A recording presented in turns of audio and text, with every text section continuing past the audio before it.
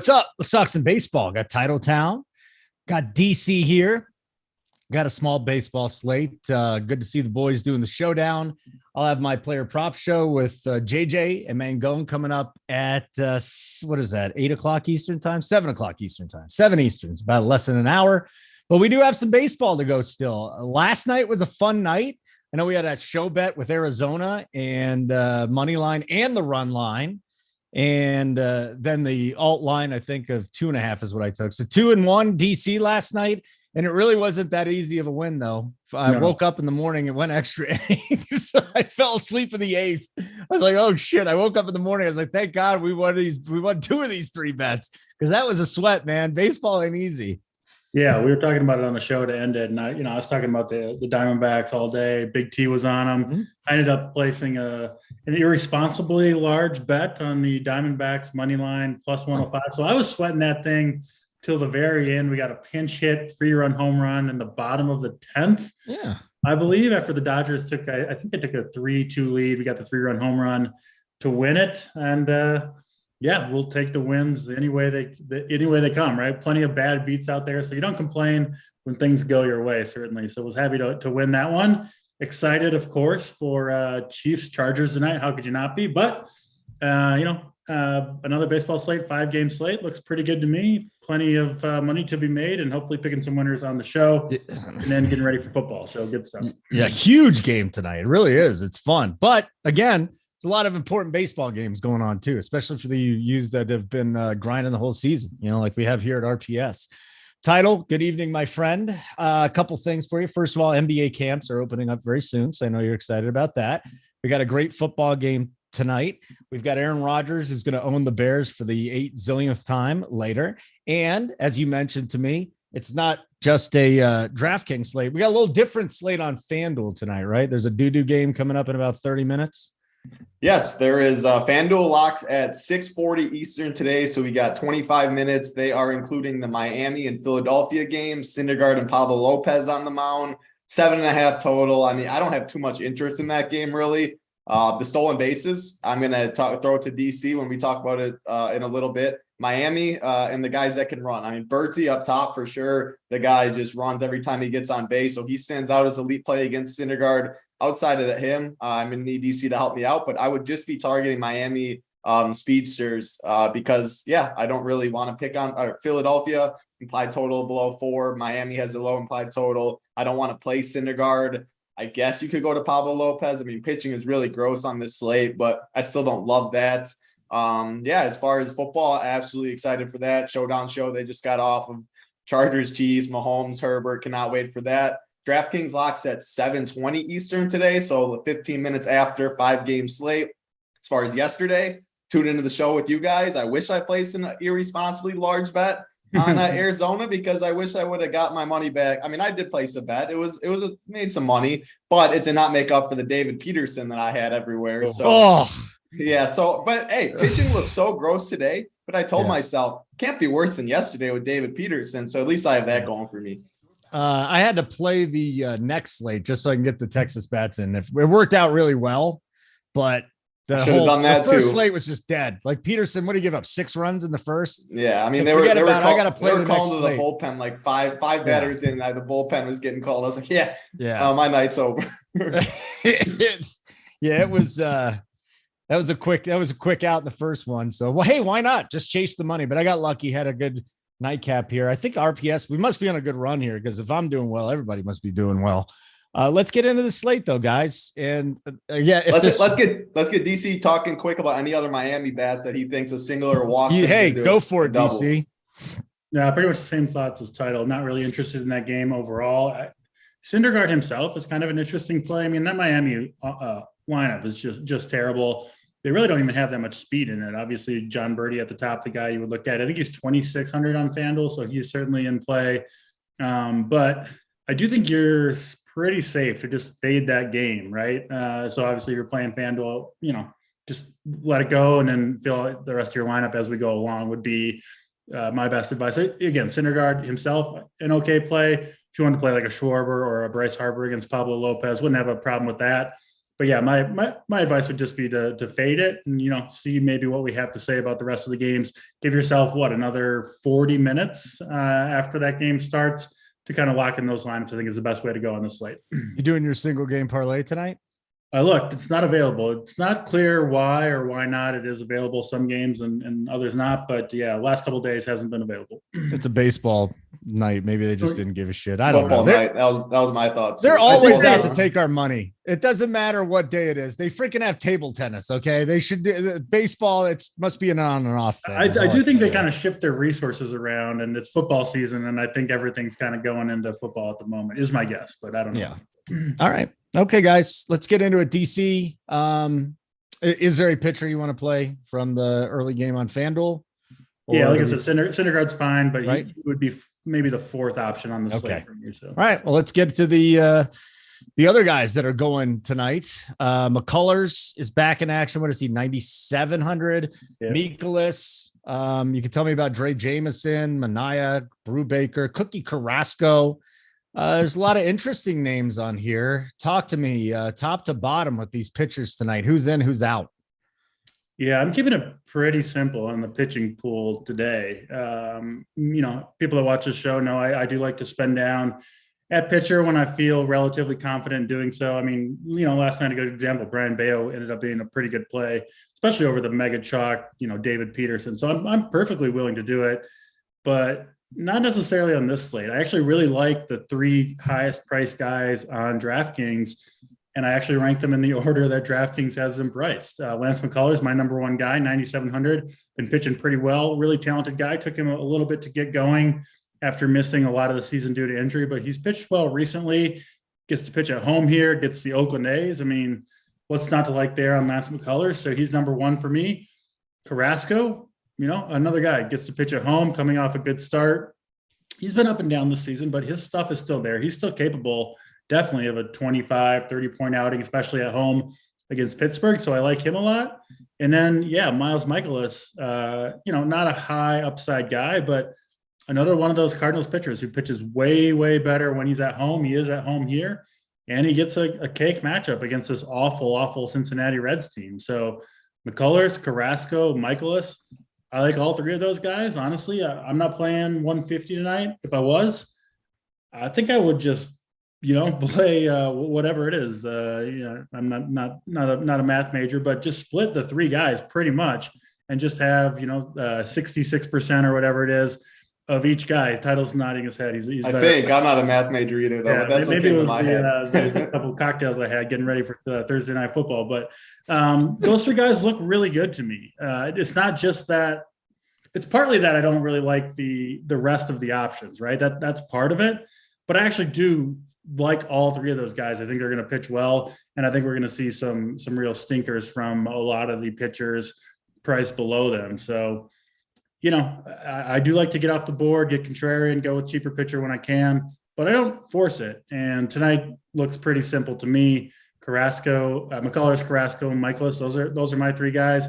I know some RPS core plays have Dre Jameson, the rookie for Arizona. I think he's an okay player, but man, I don't really love this matchup against San Diego and maybe the worst hitting environment on the slate.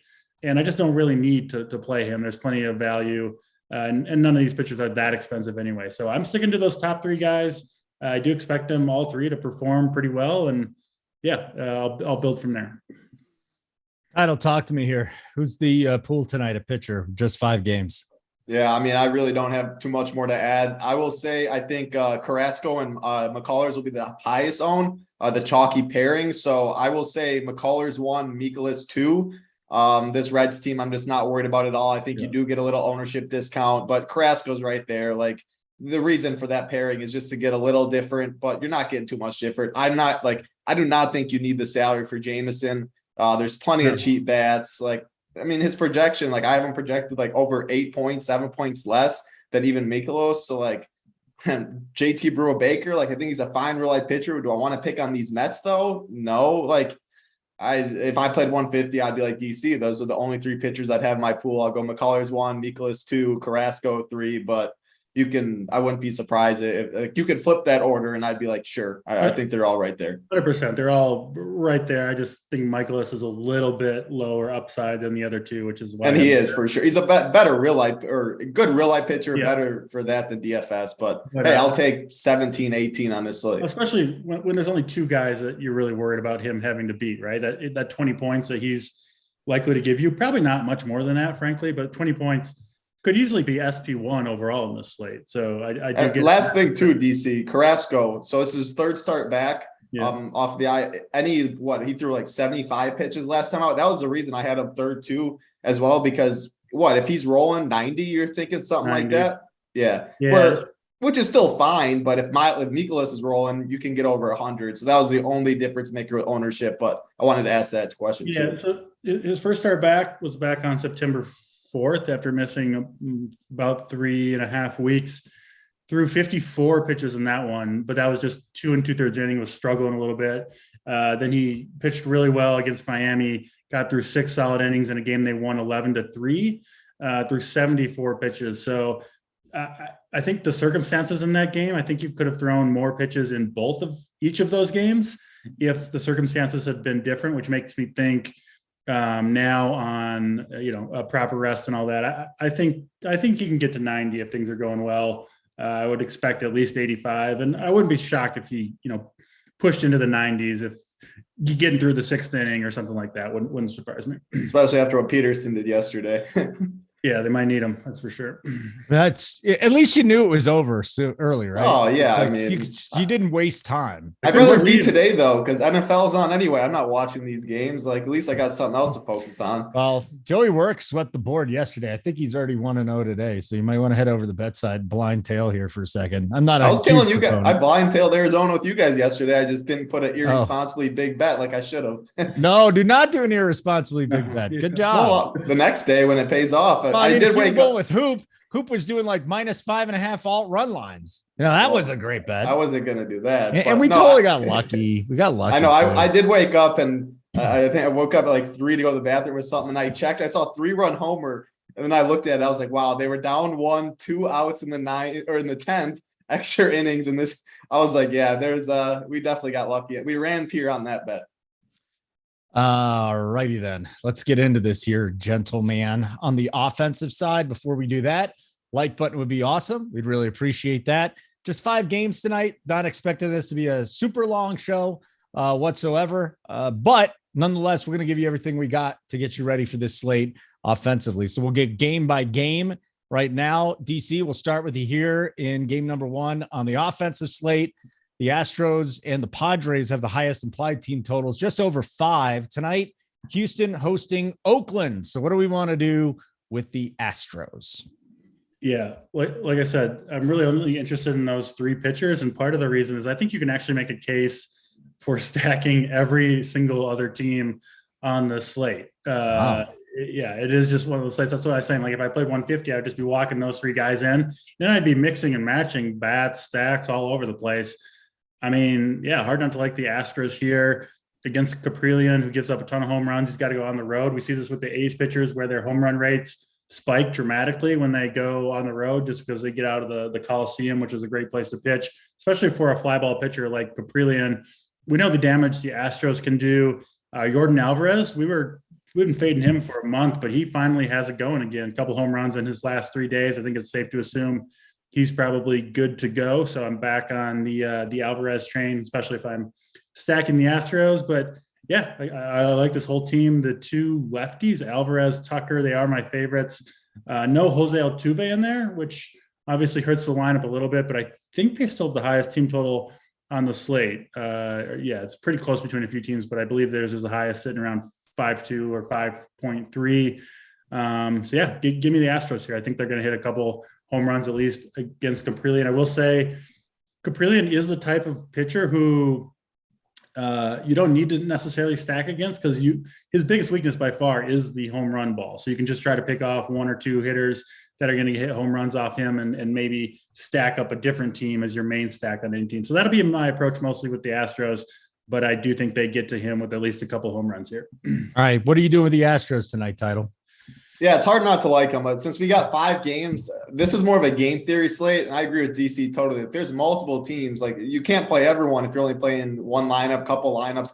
Astros are going to be one of the teams that I am playing, but I think your dog's clearly going to be the most popular in this stack. And on a 5-game slate, I think fading him in tournaments, yes, it doesn't sound fun to do, but with the ownership and I mean, this lineup is like the rest of the lineup. Jeremy Pena at shortstop, Diaz, who's pretty cheap in the outfield, Skip Yordong, you got Bregman, Tucker. I never really played Gurriel, Trey Mancini. I just think fading Yordong and fully 5-man stacking the Astros makes you different in that stack. And if you want to play like a Christian Vasquez, 4.5K, nobody is going to play him, but overspending in baseball is totally fine because I mean he hits one out, he spends or he pays off that price tag and a lot more. So I do like these Astros. They do have one of the highest implied totals. Yordong's going to be very popular. So I like 5-man stacking them without Yordong. Doesn't sound great. Hopefully he gets a couple walks, flies out, something like that. But it's hard not to like the Astros against Caprillion, who is no good.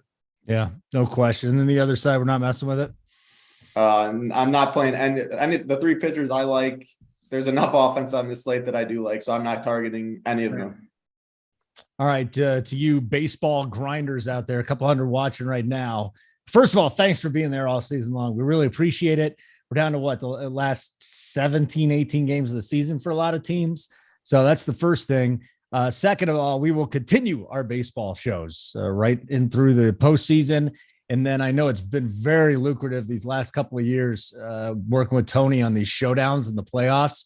So for those of you that are like, I don't know, baseball season's over, I don't know if I really want to join, might be a pretty good time to join, to be perfectly honest. Plus the NFL tonight, we got Showdown with the Chiefs and the Chargers.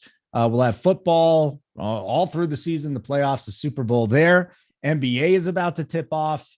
MMA is here. I still think they play the video games. So, you know, they got a whole bunch of stuff going on at RPS. Don't just don't poo-poo it. There's a lot of other things that we got going on besides for NFL, and baseball happens to be one of them. Title, I'll go to you first on this next one with the Mets and the Pirates. I mean, we're not playing the Pirates, right? With a total of 3. So the question is, how do you attack this side from the Mets?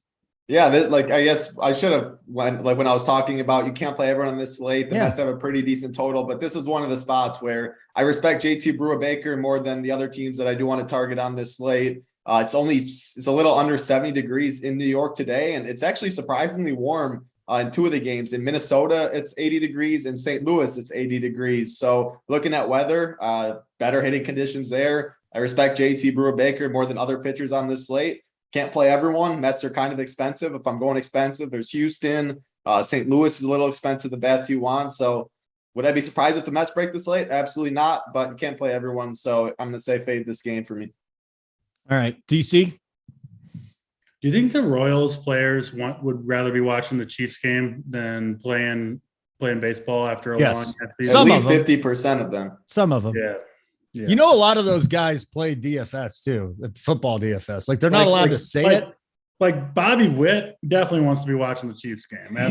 You know, DC. Looking at this guy. I mean, I'm serious. Some of those dudes play DFS, man. I don't know if they're playing showdowns, but I know on Sunday they're talking about fantasy football in their lineups. Oh, they do like the Nationals 10 years ago took down a huge tournament on Thanksgiving.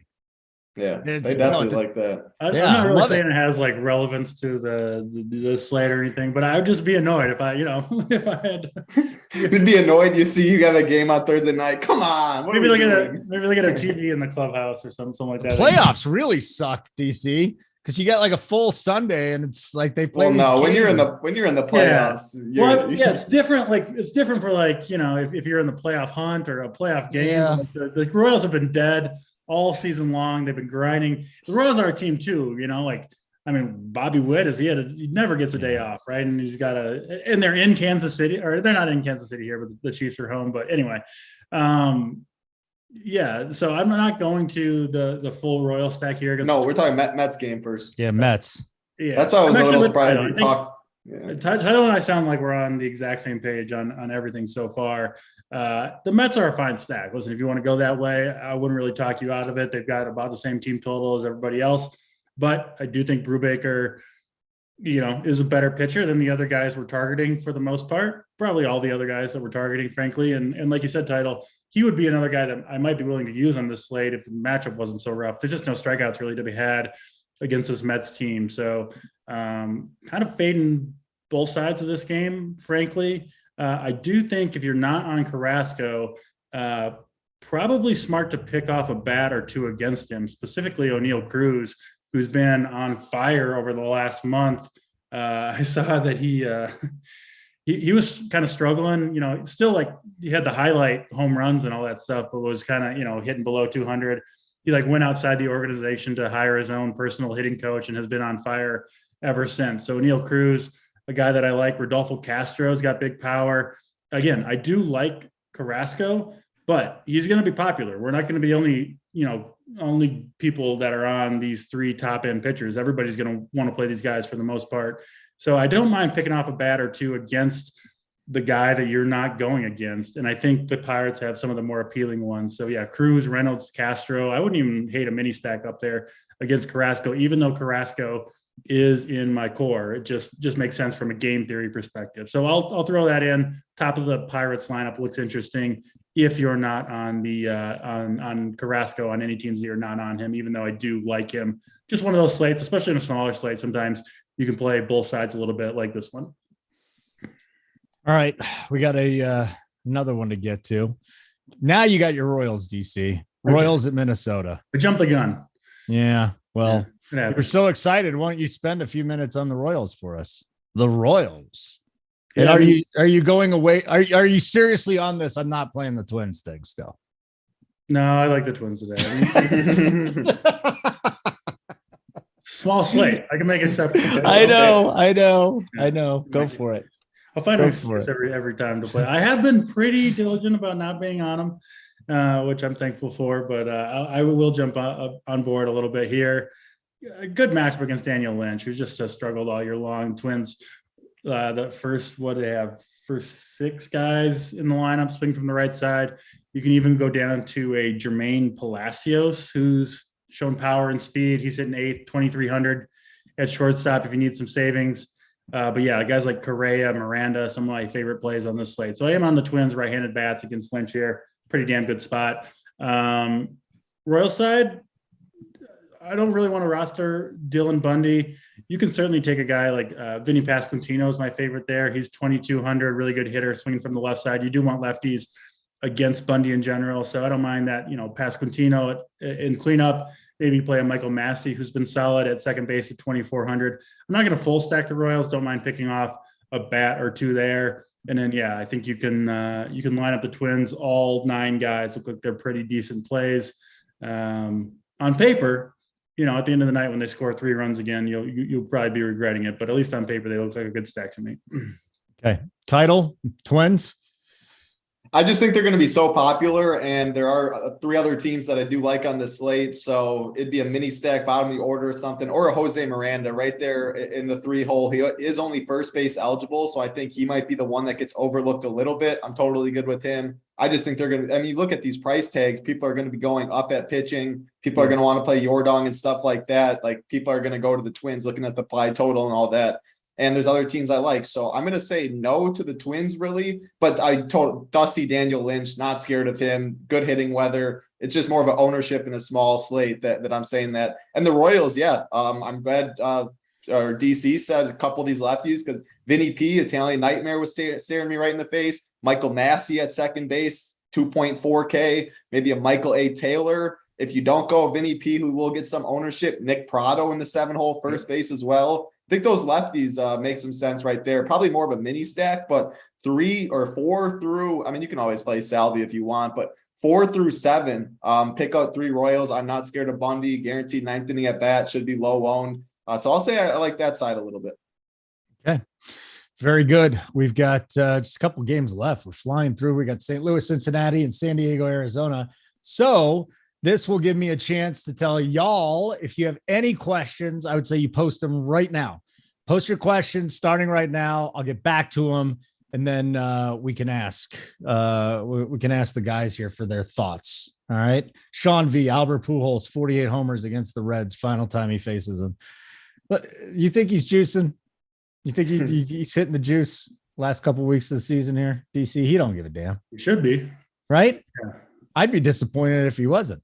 Well, he's not. He hasn't been convicted. Is not the right word, but even accused. Well, he was, I would say, under suspicion, but never But caught. he's like gonna make the Hall of Fame so long as he doesn't get busted for juice. Yeah, so that's why I would That's say kind he'd of be really something dumb to else, do huh? that. So what's going on here? What's the Turn back the We clock. heard- One of the greatest hitters of all time, man. Yeah, Get there's the job that. He done. also heard Big T shitting on him every slate. And That's what it was. Winnie the Pooh set him off. Put Uncle Tony in his place. Someone needs to do it. He's Winnie winning the too much. Pujols. I don't think we'll find. Well, Yeah, us DFS players couldn't do it, so Albert Pujols decided to do it himself. Well, before we get into this, here's a very broad question from Timothy Lee. What are you thinking today, guys? 4-3-1, 5-3, 5-3, and one-offs, 4-4, etc. Always 5 something for me. 5-3. Or 5-3, 5-2-1, even 5 Yeah. with 3 one-offs that have some pop today, I think's fine. But I always like the 5. You hope you get that one team right that puts up 10. And I think teams can put up 10 today. DC, what's it looking like with you?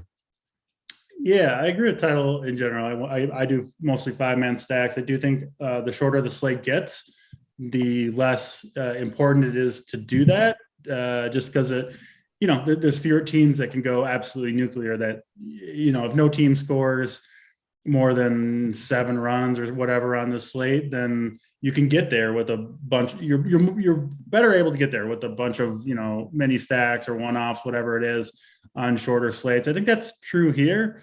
And the shorter the slate gets, the more likely I am to play good one-offs against some of the chalk pitching that I'm not using in my own lineups. I mentioned some of those Pirates guys, O'Neill Cruz.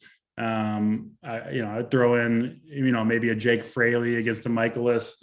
So I do think there's different builds that open up on shorter slates like this one, but I still do prefer to get 5 hitters from the same team on most of my lineups. Okay. What do you want to do? Title, you already said you're playing the 5. What do you want to do with the Cincinnati St. Louis game here, DC? Yeah. I mean, Did I fake you out, Title? I'm sorry, buddy. I'm DC sorry. and I are going to say the same thing, I imagine. All So right, go ahead, DC, you take this game. Title, I'll take the next one. Yeah, you got to love the Cardinals side of this one. Chase Anderson, just another pitcher for the Reds. He's been, I still look up the minor league numbers, but you kind of know anyone that's been pitching in the Reds minor league system all year long without getting called up prior to now, probably not any good. You know what I mean? Especially when you're 34 years old. That's what I'm saying. It's like, okay, we're just completely out of pitchers. We need someone, right, to eat the innings, and we don't want to call up a prospect who's not ready and ruin their confidence or whatever it is. So Chase Anderson, you're up. You got to go out and throw some pitches. And it's the Cardinals, they're at home, they're on fire. They've got the packed house trying to get Will Winnie the Pujols to home run number 700. What is he at? 697 now, I think. Thank God he passed A-Rod. That's all I cared about. Seriously. I just want to get A-Rod out. I want to see 700 so bad. That'd be so cool. We're going to get to 700. And even if we don't, there's no way he's not coming back for a few games in April. I don't think he is, man. Really? I'd be surprised. I think he's done.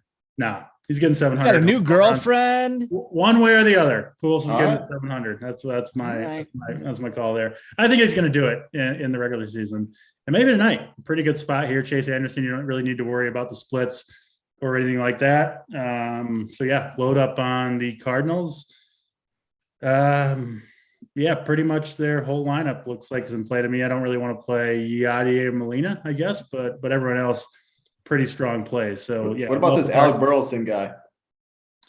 He's fine too. Yeah. I think he can do some damage. 2K, he might be pinch hit for if a lefty comes in, but at 2K, he's got a little bit of pop. You can go that way if you want. Nate Burleson, you said? All right, Title. Alec Burleson. I know. Go for it, Title. What do you I got on that side? 1 through 9. If there's ever a day Yadier Molina goes deep, it's against Chase Anderson. I mean, Cardinals are by far Chase Anderson's not good. So Albert Pujols, I mean, we've spent all day talking about Albert Pujols today. How does he not go deep? It's a good question. How does he not go deep? Baseball. That's what happens. I love him against a lefty, though. He's always been able to hit fastballs no matter what, too. I don't know why they just throw him change-ups and fucking breaking balls the whole time. And people said he was really bad. Like, I think analytically he wasn't good for all those years because RBIs don't matter, but the guy was actually shortening his swing just to get runs home. He really is a brilliant hitter. He's a brilliant hitter. And does he have to cheat now on a fastball? Yeah, but it's been working out for him really, really well this season. All right, Title, I'll give you the last game, and then we'll get to some questions in the chat if you guys have it. If you don't, damn, that was a short show. So we got San Diego and Arizona, and once again, we got a very high team total here. San Diego going up against Jameson. I don't have a lineup, guys. Have you seen a lineup pop yet? Not yet. That's the only one we're waiting on. So that's going to mess. That could mess with ownership, right? That could make the Padres a little lower owned. What do you got here, Title? Yeah, so they're behind St. Louis for sure and Houston for me. There's just more unknowns with this Drey Jameson guy. I mean, yeah, if you play the Padres, I think it's more of a full stack 5-man, these Padres, just hoping Jameson just gets lit up. Everybody that just run around the bases and all 5 of them get there. Because I like St. Louis and the Astros more, I do not imagine too many people watching the show are playing like 20 or more teams. Can't get to everyone. So I'd say not as many Padres, but I mean, I have nothing bad to say. I don't think this Drey Jameson guy is too great. The D-backs are interesting though. The Royals and the D-backs, the low owned, they're not going to get any ownership. Everyone's going to go to the high implied totals. We've been talking about the D-backs for a while, and Sean Manaea just has not been very good this year. We picked on him a good amount. Like Christian Walker in the 4-hole, Emmanuel Rivera 5-hole, Jordan Luplow. He mashes lefties. If a righty comes in, I don't know if he'll get pinch hit for. DC can touch on that. Carson Kelly at catcher in the 7-hole. Stone Garrett leading off. Like, I think these D-backs, I'm good going right back to them. I know they disappointed a little bit yesterday. I mean, they cashed the bet, so they did the job for that wise. But man, I think they can get to Manaea here. Very low own on a small slate. So I'm gonna say I like that side more, including ownership, including pricing. Because I'm already jamming these Cardinals and I like the Astros. So yeah, D-backs. What do you got here? DC? Yeah, D-backs, you like them? I really do like the D-backs to do some damage against Manaea, who's been terrible down the stretch. I've never really been on the Manaea train. I've always kind of thought this was coming for him. He's like, it wasn't long ago. If you go back to like May, June, Manaea was like a 8-9K pitcher that a lot of people were playing all the time. Including me. Yeah, no, I mean, a lot of people. I was never on board with it. I just didn't see it with him. And it's, at least over these last 2 or 3 months, proven true. Just a ton of home runs given up. And I do like the Diamondbacks to do damage against him. The problem is they got a lot of lefties on the bench that they want to get into the game and are probably going to come into the game. You asked me about Jordan Luplow. I mean, I think he is like you never want to say a lock, but extremely he always gets pinch hit for. Extremely likely to be pinch hit for. They got Corbin Carroll sitting on the bench, some other guys as well. So, you get a home run out of him anyway at 2K. Especially on a short slate, you're okay. But I still rarely play guys that I are pretty sure are going to be out of the game after 2 at bats, which I think is the case with Jordan Luplow. So I won't play him. I do like Stone Garrett a little bit. I think he's got a better chance to stay in the game. Christian Walker, I think, is an awesome play. Carson Kelly, one of my favorite catcher plays, 3.6K. Yeah, I like these D-backs to hit a home run or 2 off of Manaea. Again, I'm probably not going to the full stack here just because I don't want guys that are going to be pinch hit for in my stack if it's going off. But yeah, Christian Walker, Garrett, and Kelly, my favorite 3. I think the most likely guys to be pinch hit for are Luplow and Emmanuel Rivera hitting 5th and 6th, if people are worried about that. But I do like the Diamondback side some here too, or some. I'm not going to play Manaea. And then, I know some people at RPS and maybe in general throughout the industry are interested in playing Drey Jameson as a punt play. I mean, this dude's pitched 114 innings at AAA this year and has an ERA of 6.95. ERA is not everything, and I'm sure he's had some bad luck, and he's pitching in the PCL, which is a tough place to pitch, but he's still facing minor league hitters, and it's not like Arizona is a great place to pitch either. So I don't really myself understand the Drey Jameson play. So I'm willing to stack up the Padres as well. I'm with Title, where I think if I went with Padres, probably go with the full on stack and hope the rookie doesn't have it tonight, which seems fairly likely since he very rarely has it in the minor leagues either. So yeah, I like both sides of this game for offense. Okay, very good. Anything else to add on this slate title? It's game theory. Like I said, like the Royals and D-backs stand out as low-owned teams. I love the Cardinals. Of course, they're going to get some ownership.